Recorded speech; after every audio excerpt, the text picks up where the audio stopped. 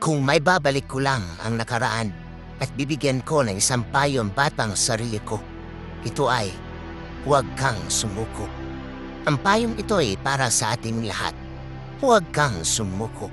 Napakalungkot isipin na halos lahat ng tao ay sumuko sa mga pangarap nila dahil lamang sa idinidikta ng ibang tao. Hindi mo kailangan gayahin sila. Kailangan mo magtiwala sa iyong sarili. Kailangan mo maglakad mag-isa. Kung hindi ka sinusuportahan ng mga tao, wala kong pakialam. Buhay mo ito. Habang nangangarap ka ng mataas para sa sarili mo, mas lalong dadami ang bagay na hahadlang sa iyo. Minsan, pinipigilan ka ng iyong mga kaibigan. Hindi ka suportahan ng lipunan. O ang pinakamasama, pipigilan ka ng iyong mga magulang na gawin ang gusto mo.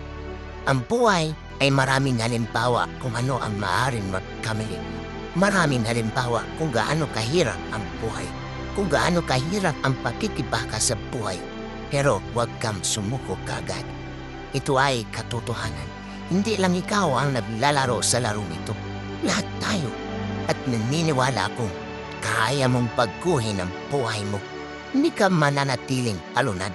Huwag maniwala sa limitasyon. Huwag mong hayaan ang sarili mo na makulong sa mali mong pag-iisip. May kakayahan ka sa lahat ng bagay kung may paniniwala ka. Maniwala ka sa iyong sarili. Dahil sa paniniwala ay susunod ang pagkilos. Pag may paniniwala ay may posibilidad. Pag may paniniwala, bukas tayo sa mga oportunidad.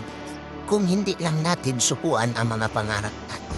Kung palagi lang natin pag-aralan ang buhay ng matagumpay na tao. Kung patuloy lang tayo sa ating paglalakbay sa kabila ng pait at sakit. Kung bubuksan lang ang diwa natin. Kung tayo'y magpursige sa buhay. Kung tapat tayo sa ating sarili. Kung may pananalig lang tayo sa Diyos. Hulaan mo, anumang bagay ay posible. Kung maniniwala ka lang, tiyak, makakamit mo. Ang dahilan kung bakit marami ang nabibigo ay dahil sa hindi man lang sumubok. Sayang ang mga pangarap mo. Sayang hindi mo sinimulan. Nabigo ka sa pamamagitan ng hindi pangarap. Lahat ng bagay na gusto mong makamit ay hindi madali. Walang madaling paraan. Walang madaling daan. Pero huwag kang sumuko.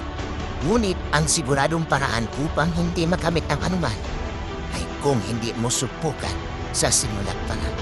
Alam naman natin na hindi natin hawak ang kinabukasan. Pero hawak natin ang ngayon. Kung ano ang ginagawa mo ngayon ay bubuo ng iyong kapalaran. Hindi man mangyari na minasang mo sa ngayon. Huwag kang susuko. Ang mga nagwagi ay hindi sumuko. Ang mga sumuko ay hindi kailanman nanalo. Huwag kang susuko. Manikha ng iyong sariling kapabuhanan.